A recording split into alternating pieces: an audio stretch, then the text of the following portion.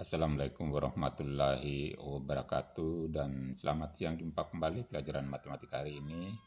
Mudah-mudahan semua sehat dan tetap semangat.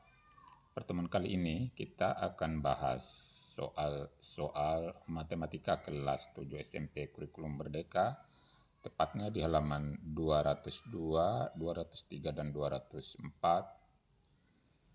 bab 6 tentang bangun ruang. Kita mulai soal 3. Sebuah tongkat tipis berdiri tegak lurus di atas meja, dibantu sekumpulan penggaris siku-siku, seperti ditunjukkan pada gambar di samping. Diskusikan berapa banyak penggaris siku-siku yang dibutuhkan. Kita jawab. Jadi, hanya bisa 2 penggaris segitiga siku-siku. Tongkat sudah dapat berdiri seperti pada gambar di samping ini. Jadi ini adalah gambar daripada sebuah tongkat dan diapit oleh 2 segitiga siku-siku. Dan ini bisa berdiri seperti ini. Soal 4. Rusuk manakah dari prisma segitiga ini yang sejajar dengan permukaan ADEB? ADBE adalah ini. Tentunya yang sejajar dengan ini adalah rusuk CF. Jadi ini yang dimaksud. Ini adalah sejajar dengan sisi ADBE. Berikutnya, permukaan manakah yang tegak lurus pada garis BE? Kita jawab lagi, yaitu permukaan yang tegak lurus dengan BE adalah bidang ABC dan DEF. Jadi ini adalah garis BE. Kemudian yang tegak lurus dengan BE ini adalah tentunya bidang ini, yang alas dan tutupnya. Perhatikan prisma segi 4 pada gambar di samping ini di halaman sebelumnya. Jadi halaman sebelumnya gambarnya seperti gambar di samping ini. Permukaan manakah yang sejajar dengan permukaan ABCD? Permukaan manakah yang tegak lurus? Kita mulai jawab. Pertama, bidang yang sejajar dengan ABCD yang ini. Tentu hanya ada satu, yaitu bagian alas. Jadi bagian alas itu adalah bidang EFGH. Ini sejajar tentunya dengan yang di atas tadi, ABCD. Berikutnya, bidang yang tegak lurus dengan bidang ABCD, masih ini yang tegak lurus. Tentunya di sini ada 4 bidang. Pertama adalah AEFB yang ini, AEFB yang depan. Kemudian berikutnya BFGC. BFGC di samping ini, samping kanan. Lalu bagian belakang DHGC. Dan yang terakhir ini yang samping kiri, AEHD. Keempat sisi tadi adalah tegak lurus dengan bidang ABCD. Soal 5, bagaimanakah hubungan letak kedudukan garis N dan M yang merupakan garis potong bidang R pada 2 bidang yang sejajar, yaitu P dan Q. Jadi kalau kita lihat ini, ada 3 bidang, P dan Q ini bagian bawah, kemudian di atasnya ada bidang R.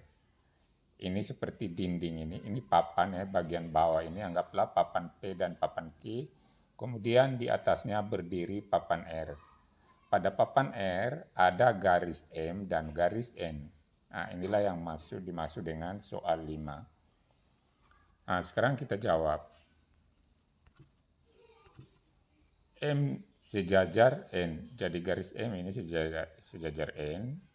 Alasannya, M dan N masing-masing adalah garis pada bidang P dan Q yang saling sejajar. Oleh karenanya tidak berpotongan. Di sisi lain, M dan N adalah garis pada bidang R yang sama. Olehnya itu M sejajar dengan N. Berikutnya, ketika kita membuka laptop seperti pada gambar di samping, bagaimanakah mengukur besarnya sudut yang terbuka? Jadi ini anggaplah laptop, kita buka, sehingga hasil pembukaannya seperti ini. Tentunya untuk mengukur sudutnya, tinggal kita menggunakan busur derajat, baru kita ukur antara bagian bawah dengan bagian atas yang dibuka ini. Jadi kita jawab, tarik dua garis yang tegak lurus pada garis potong seperti pada gambar. Setelah itu ukurlah sudut yang terbentuk. Jadi kita tarik tadi ini laptopnya ke arah seperti ini, lalu di sininya kita ukur. Soal 6. Pada gambar di samping ini garis M tegak lurus pada bidang P. Jika Q adalah bidang yang memuat garis M, maka bagaimanakah kedudukan bidang? Jadi kalau kita lihat ini dimisalkan ini, jadi P ini anggaplah adalah papan triplex berupa bidang. Kemudian Q berdiri juga adalah papan triplex. Sekarang bagaimanakah kedudukan P dan Q ini? Kita jawab. P dan Q adalah saling tegak lurus. Jadi mungkin bisa dibayangkan bagaimana P ini seperti triplex, kemudian Q berdiri. Maka antara triplex P dan Q itu tentunya saling tegak lurus. Alasannya, misalkan titik potong garis M dan bidang P adalah A, dan garis potong bidang P dan Q adalah L. Karena L adalah garis pada P yang melewati A, maka M sejajar L. Itu bagian pertama. Yang kedua, selanjutnya pada P tariklah garis AC membentuk AC tegak lurus L. Sehingga dari sini juga AC tegak lurus dengan L. Itu tadi alasan kedua. Berikutnya, selain itu karena AC adalah garis yang melalui A pada P, maka M tegak lurus AC. Ini alasan ketiga. Sehingga dari 1 dan 3 didapatkan P tegak lurus Q.